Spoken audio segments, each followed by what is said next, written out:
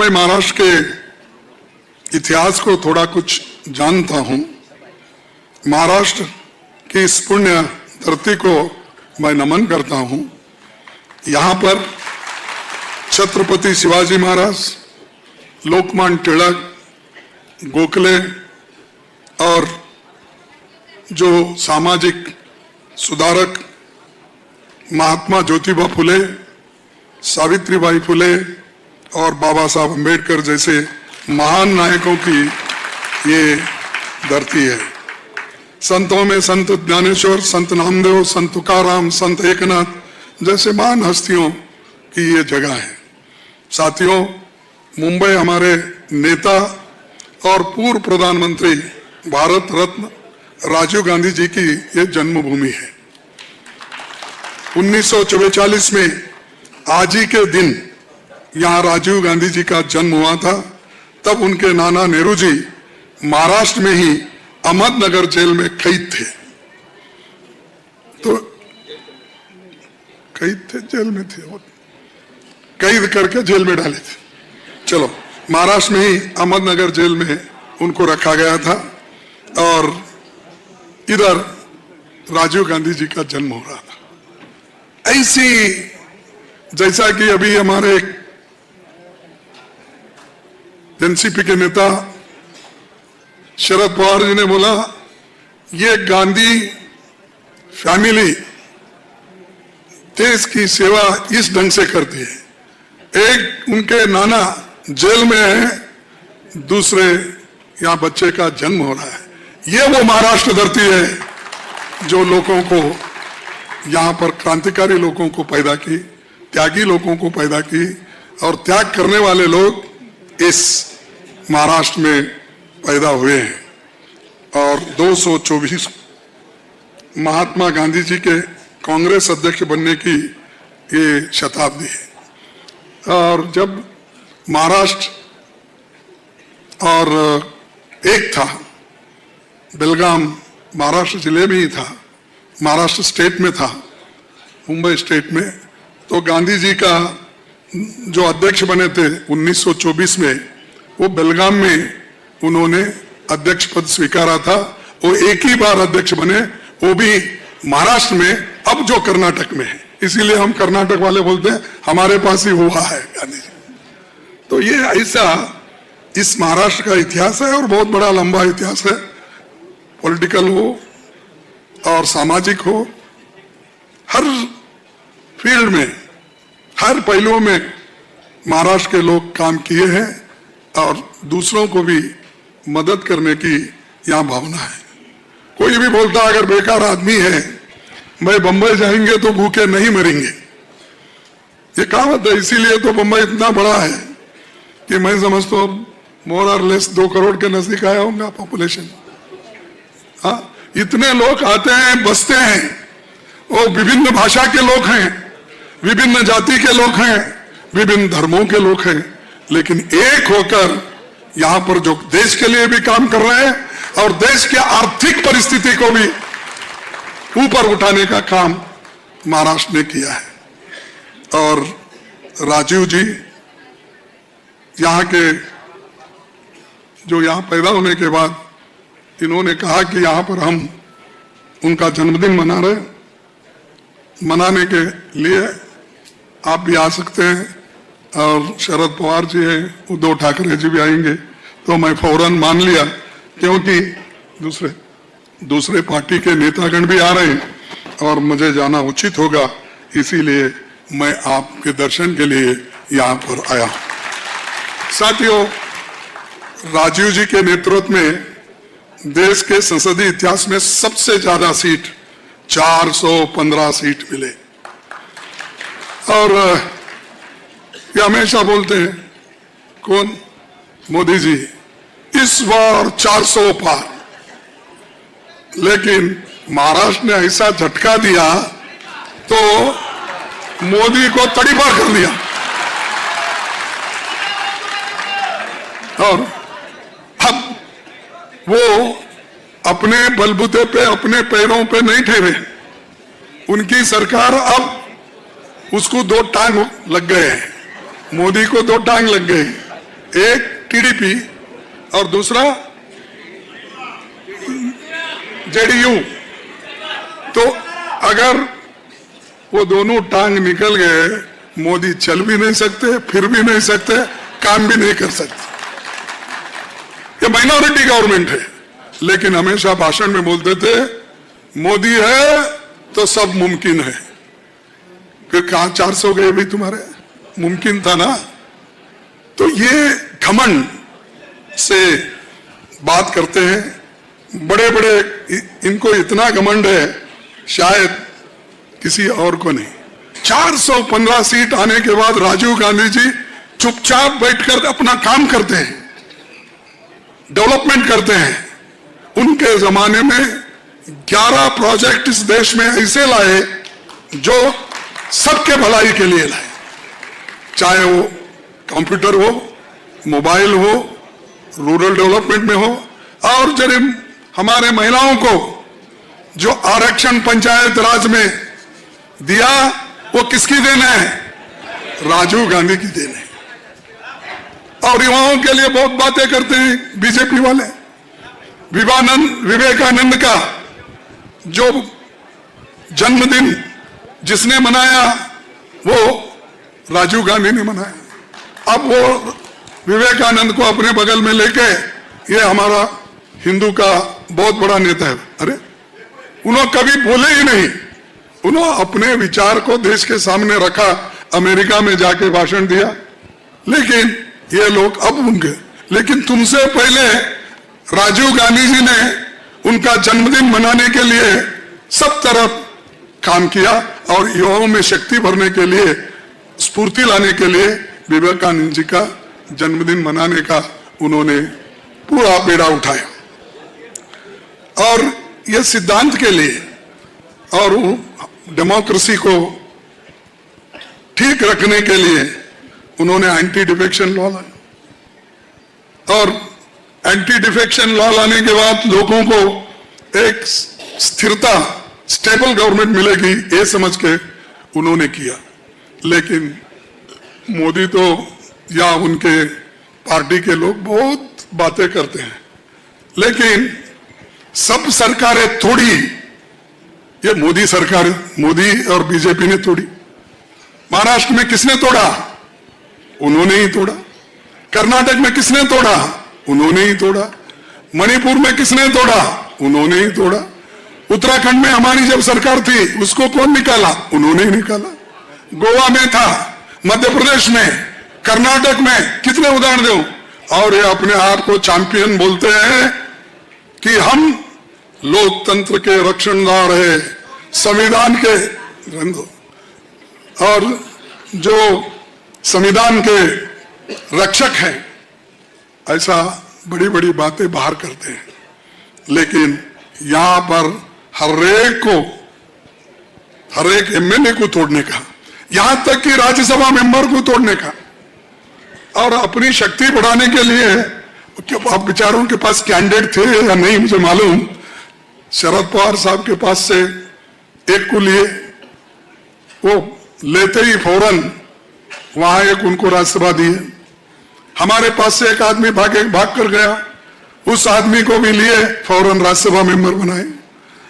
और एक हमारे महाराष्ट्र मुंबई के नेता थे, वो भी भाग गए, उनको एक राज्यसभा। अरे इतने रेवड़िया उन्होंने बांटी अपने हुकूमत को टिकाने के लिए, और उनको मेजॉरिटी नहीं थी, 2/3 मेजॉरिटी बनाने के लिए सबको लेते गए। फिर भी चुनाव में इंडिया गठबंधन ने उनको मुंह तोड़कर जवाब दिया और 240 पे उतरे। अरे ये कुवत इस भारतीय जनता की है, हिंदुस्तान के लोगों की कुवत है। डेमोक्रेसी को टिकाने के लिए हमारे लोग मेहनत करते हैं और नीतियां बनाते हैं, जैसा कि जो पब्लिक सेक्टर से लेकर हर चीज हमने बनाई, राजीव गांधी जी ने बनाया। लेकिन इनका कुछ भी नहीं, सब बेचने का काम। हमने जो करके रखा था, पब्लिक सेक्टर्स इतने बड़े बड़े थे, एक एक करके बेच के खा रहे हैं। एयरपोर्ट बेचा, पोर्ट बेचा और रास्ते बेच रहे हैं, टोल लगाकर रेलवे बेच रहे हैं, और कल के दिन अगर उनको चांस मिला, किसी ने बोला कि हवा को भी कंट्रोल करके टैक्स लगा सकते हैं, तो वो भी करेगा। ये मोदी देश के भलाई के लिए नहीं आया, ये हुकुमशाह बनके इस देश को कंट्रोल करने के लिए कोशिश कर रहा है। लेकिन हमारे मां बहनें उसको मौका कभी नहीं देंगे और देश को आजाद रखेंगे, लोकतंत्र को आजाद रखेंगे, संविधान को बचाएंगे। ये जो हमारी पहले से हम कोशिश कर रहे हैं वो हम करते रहेंगे, और आपका आशीर्वाद जब तक है तब तक इस संविधान को, लोकतंत्र को कोई हाथ नहीं लगाएगा, ये मैं वायदा करता हूं। और इतना जीडीपी की बात बहुत करते हैं। राजीव गांधी जी के जमाने में जीडीपी ग्रोथ रेट 10.2 था, हमारे शरद पवार साहब जानते हैं। उनके समय में 10.2, और एग्रीकल्चर डेवलपमेंट सभी चीजें आगे थे। इवन यूपी में भी हम एग्रीकल्चर में बहुत से डेवलपमेंट किए, शरद पवार साहब यहाँ गवाह है, और उनके हाथ में ही था वह। जो कुछ हमने देश के लिए किया वो सब कुछ आज मोदी एक एक करके कहते हैं कि ये मेरा है। अब ये बोलने का छोड़ दिए उन्हें, मेरा 36 इंच की छाती है, वो जरा कम कर दिए। अब कभी नहीं बोल रहे 56 इंच, सॉरी मैं आप याद दिलाए, अच्छा हो, एकदम 56 इंच आया।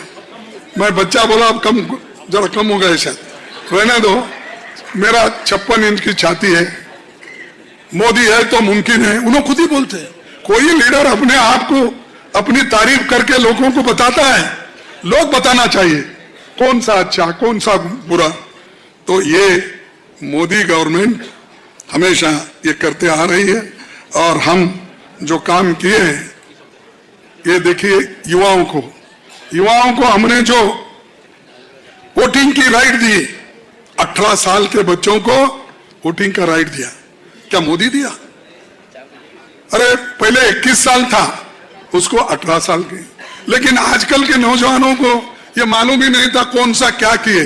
नेहरू जी ने क्या किया, इंदिरा जी ने क्या किया, राजीव जी ने क्या किया, ये आज के लोगों को मालूम नहीं है, उसीलिए उनको गुमराह करते हो। और ये कहते हैं मैं युवाओं को हर साल 2 करोड़ नौकरियां दूंगा। बोले तो अब तक 20 करोड़ नौकरियां कहां है भाई? 20 करोड़ लोग बेरोजगार से तड़प रहे हैं, महंगाई से तड़प रहे हैं, और इनकी महंगाई इतनी हो गई है कि उसको कंट्रोल नहीं कर सक रहे। लेकिन वो बात कभी नहीं करेंगे, और वो पहले से वही बोलते हैं, इमरजेंसी में क्या हुआ, नेहरू जी ने क्या बोला, अरे तुम क्या करे वो पहले बोलिए। अब तुम्हारा हिसाब हम पूछ रहे हैं, हमारा हिसाब तो हम दे के आए ना। हर बोगस प्रोपेगेंडा आपने किया, कोल का किया और स्पेक्ट्रम का किया, हर चीज का तुमने एक झूठ बोल बोल कर उसको हवा बनाए थे। लेकिन तुम एक काम भी नहीं किए। 12 पहले तो बोले, अभी भी बोलते, कभी कभी फोटो आती है स्वच्छ भारत, कभी 2-3 लोग फोटो निकालने के लिए वो स्वच्छ भारत का झाड़ू लेके दो। यहाँ हमारे पार्टियों में, देश में इतने लोग हैं, रोज बगैर झाड़ू मारे तो शहर का सफाई नहीं होती। अब मोदी एक दिन ऐसा लेके फोटो में ठहरे तो क्या उससे देश सफाई होता है? तो इसीलिए ऐसे लोगों से आपको दूर रहना है, और हमारे महाराष्ट्र विकास आघाड़ी को सब लोग एकजुट होकर मजबूती के साथ इसको आगे लाना है, और हमारी सरकार आए जैसा करने का काम आपका है।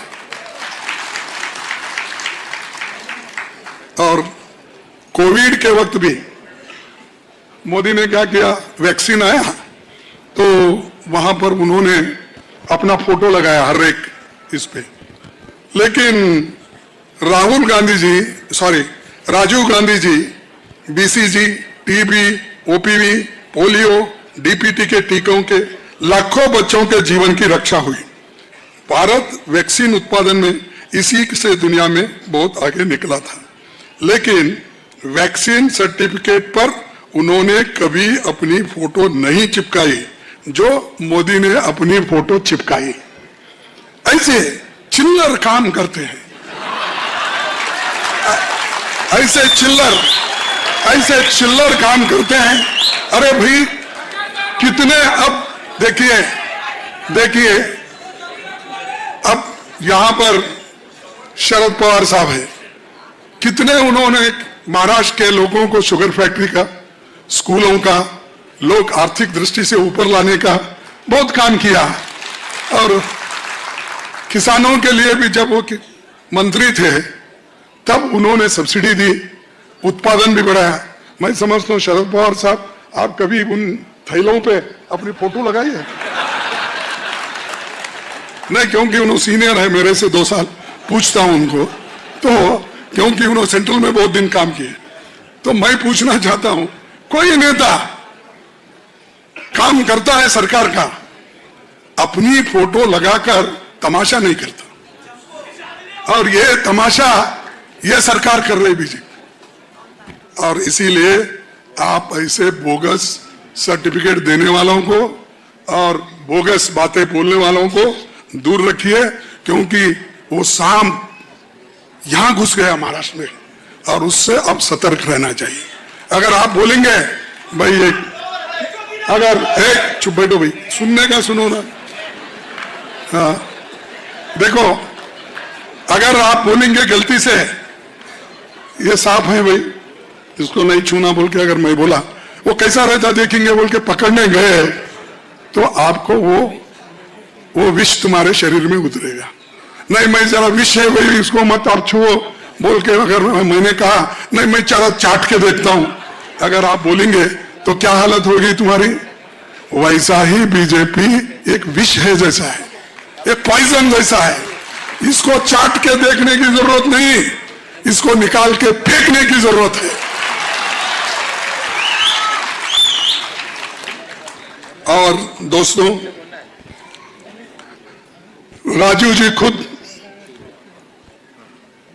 28 दिसंबर 1985 को कहा था, अभी हमारे लिए विश्राम का समय नहीं है। जैसा कि नेहरू जी ने कहा था, हम आराम नहीं कर सकते, क्योंकि आराम का मतलब उन लोगों के लिए हो सकता है, लेकिन उन लोगों के लिए उन विश्वासघात होगा जो दिवंगत हो चुके हैं, देश के लिए लड़ चुके हैं और जानने से पहले हमें आजादी की वो मशाल सौंप के गए हैं, जिसे हमें जला के रखना है, हमेशा लोगों को दिखाना, लेके जाना है। ये जो शब्द है नेहरू जी के है, इसका कोट 85 में इसी मुंबई में राजीव गांधी ने किया था। तो इसलिए मैं आप सभी से ये विनती करता हूं कि आप यहां पर जो कांग्रेस पार्टी को और आघाड़ी को जो बचा के रखे हैं, इसके वजह से ही मोदी को 2/3 मेजॉरिटी नहीं मिली। अगर 2/3 मेजॉरिटी मिलती तो संविधान बदलाव के तरफ जाते, उससे रोका। इसीलिए मैं महाराष्ट्र के सभी नेताओं को धन्यवाद देता हूं, वोटर्स को धन्यवाद देता हूं, तुमने मोदी को डिक्टेटर बनाने से रोक दिया, यह बहुत बड़ी बात है। और तीसरी बात, जो हमारे जो नैतिक विचार है, आइडियोलॉजीज है, उसको आगे ले चलना है। इसमें काय मराठी ठीक आहे, आमचा AICC राष्ट्रीय नेता है, त्याला इथंच थोडं कशाला करता, नंतर बघू।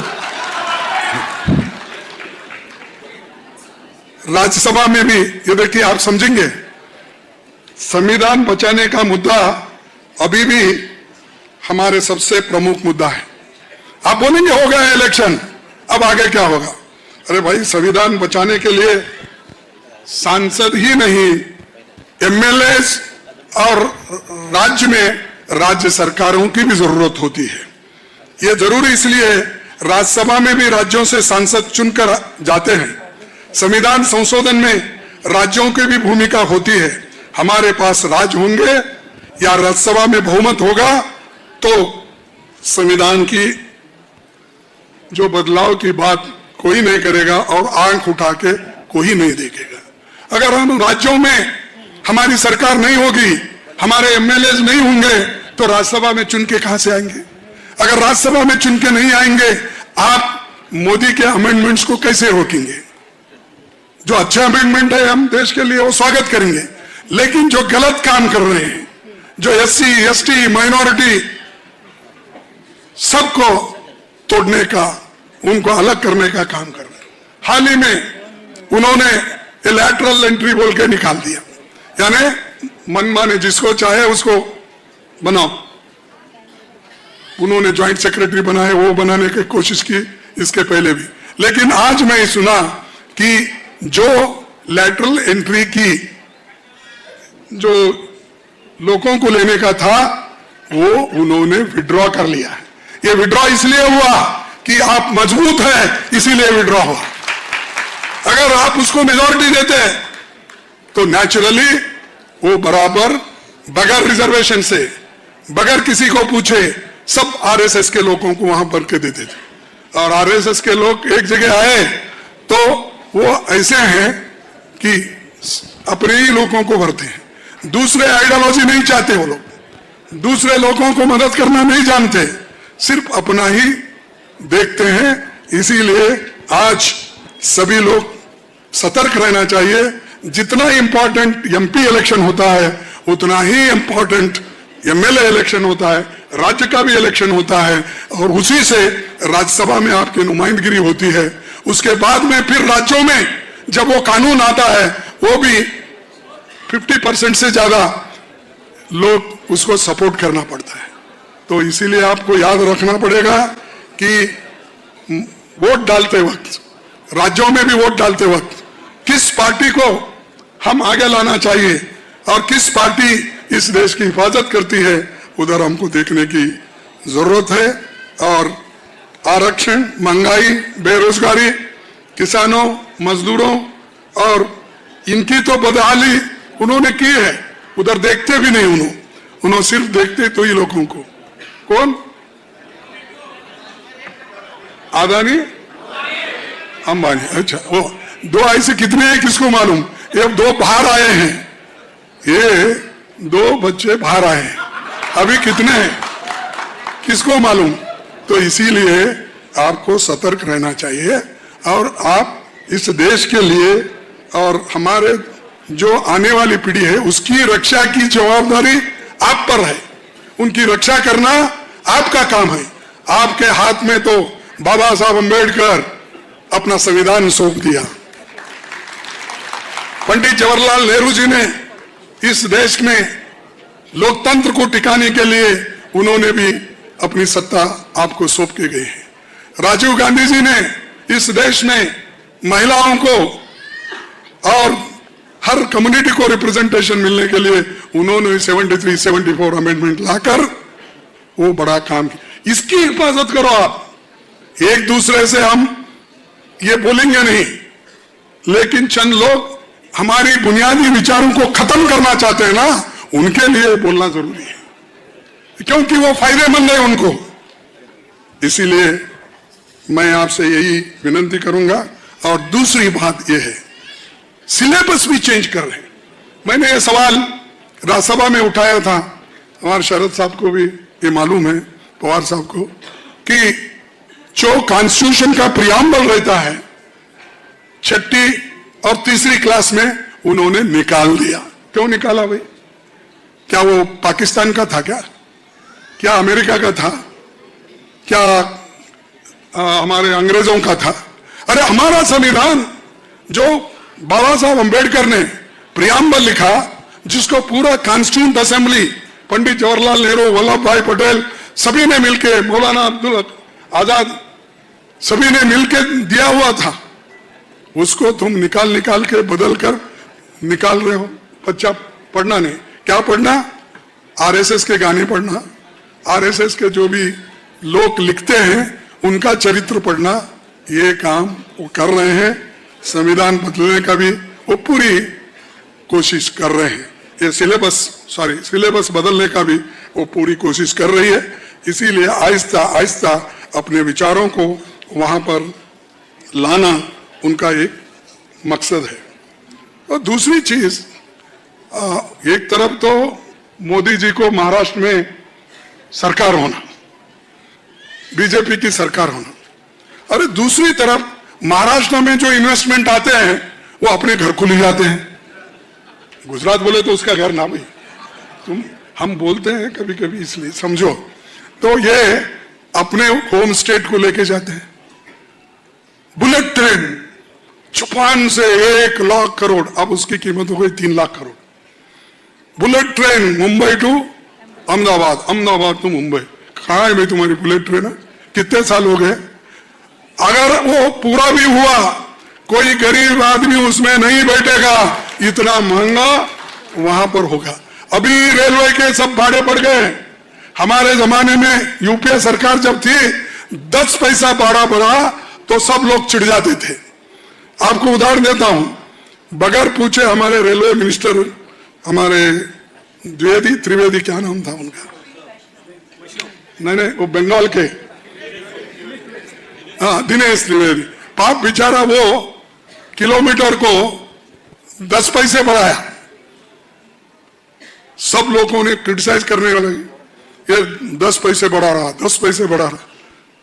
तब ममता बनर्जी ने ये सुन के, उनको गुस्सा आया, मेरा आदमी मेरे को बगैर पूछे ऐसा किया, तो उसकी मिनिस्ट्री से ही निकाल दिए। और यहां वैष्णवी और मोदी दोनों मिलके 5-10 बढ़ा रहे रुपीस। और बड़े बड़े जो दूर फासले के जो भी रेलवे के जर्नी है, रेलवे जर्नी बहुत महंगी कर दी है। कुछ नहीं बोल रहे लोग। अरे हमारे जमाने में रेलवे तोड़फोड़ करते थे, आते थे, लेकिन मैं आपको तोड़फोड़ मत करो बोलता, नहीं तो आप बोलेंगे कि खड़गे साहब बोल के लिए इसीलिए हम तोड़फोड़ कर रहे। लेकिन आपको समझा रहा हूं, लोगों के हित में वो कभी काम नहीं करने वाले हैं। इसीलिए महाराष्ट्र में पक्की सरकार लाना यही एक महाराष्ट्र विकास आघाड़ी की सरकार यहां लाना जरूरी है, सबक सिखाना जरूरी है।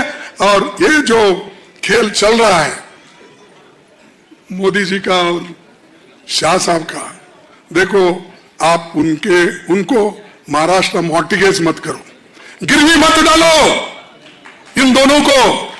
वहां से चला रहे, महाराष्ट्र चलेगा, महाराष्ट्र के लोगों के तरफ से चलेगा, नहीं कि दिल्ली से मोदी और शाह से नहीं। इसको आप देखो, इसीलिए इतनी लंबी बातें मैं कर रहा हूं ताकि आप बहुत से लोगों को थोड़ा बेजार भी होगा क्योंकि भाई कितनी बात कर रहे हैं ना, तो हमको तो छोड़ो, हम चले जाते ऐसी स्थिति। मैं इसीलिए आपको बोलने का ये कर रहा हूं, कोशिश कर रहा हूं कि कोई हम संविधान को अगर कोई छेड़छाड़ करता है तो हम बर्दाश्त नहीं करेंगे। और मैं बताया कारण, असेंबली भी इलेक्शन, राज्यों के इलेक्शन भी क्यों महत्वपूर्ण है, ये इसीलिए मैं आपको बताया।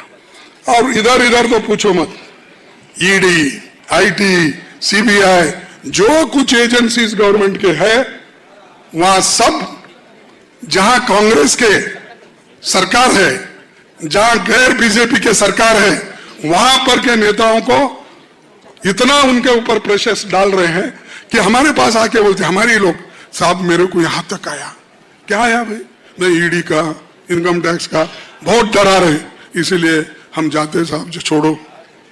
अब हम क्या बोलेंगे, चलो भाई जाओ, जाने वाले जाते हैं, जो मजबूत है वो रहते हैं। या ऐसे झाड़ के जो पत्ते और फंटियां रहते ना, वो को तोड़ सकते हैं, लेकिन जिसके जड़ मजबूत है झाड़ के, उसको कोई उखाड़ नहीं सकता। तो दोस्तों, इंडिया गठबंधन की संख्या बढ़ने से आज बहुत से उनके मंसूबे को मार गिरा है। नहीं तो पहले बहुत से कानून आते थे, कानून बगैर किसी को पूछे पास करना। किसानों के 3 काले कानून आए, लेबर के कानून आ गए 3। इन कानूनों को बगैर पूछे स्टैंडिंग कमेटी को बगैर भेजे वो हमेशा, या ज्वाइंट पार्लियामेंट्री हम डिमांड करते थे तो भी नहीं सुनते थे।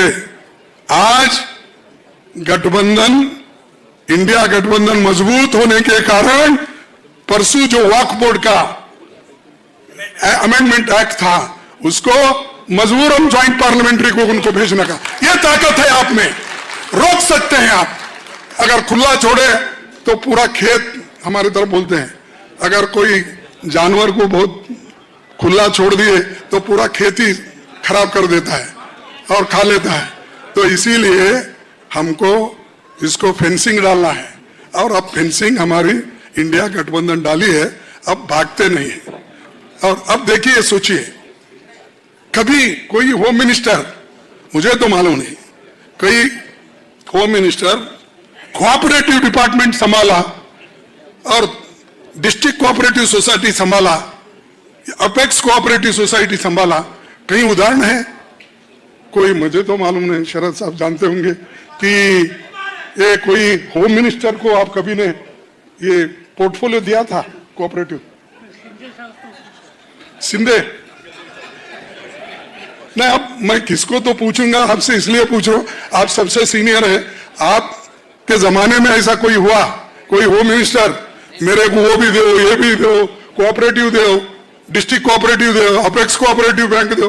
अरे कई के लिए? पैसे बनाने के लिए। पहले जो नोटबंदी हुई, ये बैंकों में ही उन्होंने बदलाव कर लिया, बैंकों में भर भर के उनके तो पैसे ठीक हो गए, उनको मिल गए, लेकिन गरीब लोग जो घर में अपने बच्चों के शादी के लिए रखे थे, बच्चों के किसी पढ़ाने के लिए, इनके पैसे डूब गए और ये बीजेपी वालों के पैसे बच गए। इसीलिए कोऑपरेटिव सोसाइटी भी उनके साथ, सब चीजें, और ईडी, ये कभी भी पहले नहीं होता था, सीबीआई ठीक है होम मिनिस्ट्री के पास रहता था, सब चीजें अदला बदल करके एक के हाथ में लाकर आज जो आप कर रहे हैं उसको आज नहीं कल आपको भुगतना पड़ेगा, और आज नहीं कल आपकी स्थिति वैसी ही होगी जैसी आज आप लोग विरोधी पार्टियों के साथ कर रहे हैं। दोस्तों, मैं और एक बात कहूंगा कि ये अहंकार बहुत है इनमें, तो इसीलिए मैं कहता हूं ये घमंड और अहंकार छोड़ना चाहिए। एक शायर ने कहा है, कभी घमंड मत करना, कभी घमंड मत करना, तकदीर बदलती रहती है, तकदीर बदलती रहती है, शीशा वही रहता है, बस तस्वीर बदलती रहती है।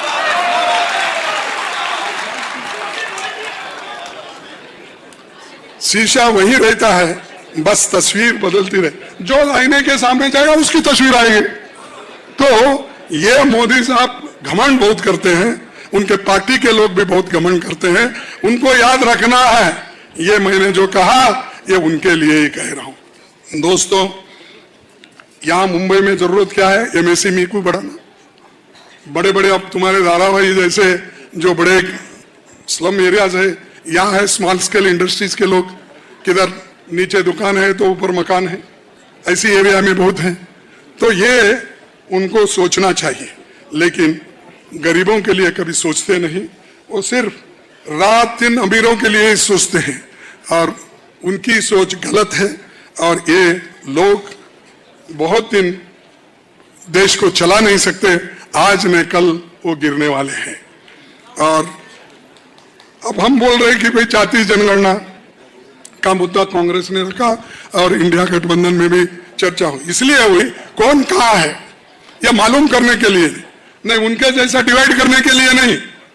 उन्होंने क्या कर दिया, अपने को जो 7-8 जज होना, उनको बिठाना, जजमेंट दिलाना, और सब शेड्यूल ट्राइब सब में झगड़े लगाते जाना। यह नियत हमारी नहीं है।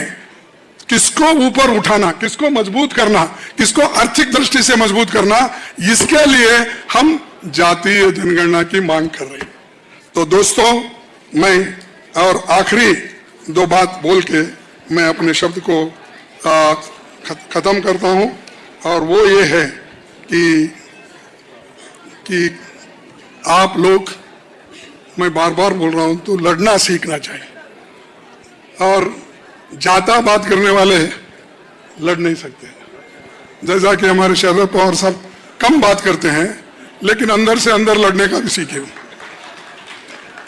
तुम लोग जरा वैसा, इसीलिए मैं एक शायर ने कहा है, वो कहूंगा, आप लड़ नहीं सकते तो बोलिए, आप लड़ नहीं सकते तो बोलो, बोल नहीं सकते तो लिखो, लिख नहीं सकते तो साथ दो, और साथ नहीं दे सकते तो काम करने वालों का मनोबल तो बढ़ाओ। अगर यदि वो भी नहीं कर सकते, यदि वो भी नहीं कर सकते, तो जो कर रहे हैं उनका मनोबल मत तोड़ो। यदि वो भी नहीं कर सकते, अरे इधर बैठी है, उधर बैठी है, बोलते मैं मेरे सामने क्यों? यदि वो भी नहीं कर सकते तो जो कर रहे हैं उनका मनोबल मत तोड़ो, क्योंकि वो तुम्हारे हिस्से की लड़ाई लड़ रहे हैं। मैं और एक बार आपको पढ़ता हूं, क्योंकि आपका ध्यान इधर नहीं था, उधर था। लड़ नहीं सकते तो बोलो, लड़ नहीं सकते तो बोलो, बोल नहीं सकते तो लिखो, लिख नहीं सकते तो साथ दो, साथ नहीं दे सकते तो काम करने वालों का मनोबल बढ़ाओ। आप नहीं काम कर सकते तो दूसरों का मनोबल तो बढ़ाओ। और तीसरा, यदि वो भी नहीं कर सकते तो जो कर रहे हैं उनका मनोबल मत तोड़ो, क्योंकि वो तुम्हारे हिस्से का लड़ाई लड़ रहा है। तो ये आपको करना है। आप ये नहीं कर सकते, ठीक है, लिखना नहीं, ठीक है, काम करना वो भी नहीं है। कम से कम जो करने वाले हैं उनको तो आप मजबूत करो, ताकि आपके काम वो लोग कर रहे हैं उनका मनोबल तुम बढ़ाओ। यही हम चाहते हैं। लड़ो और लड़ो, लड़ते रहो, जब तक आपको विजय नहीं पाएंगे तब तक लड़ते रहो। ये कहकर मैं अपने बातों को समाप्त करूंगा और प्रचंड बहुमत में आप चुन के लाना, यही कहकर मेरे शब्दों को खत्म कर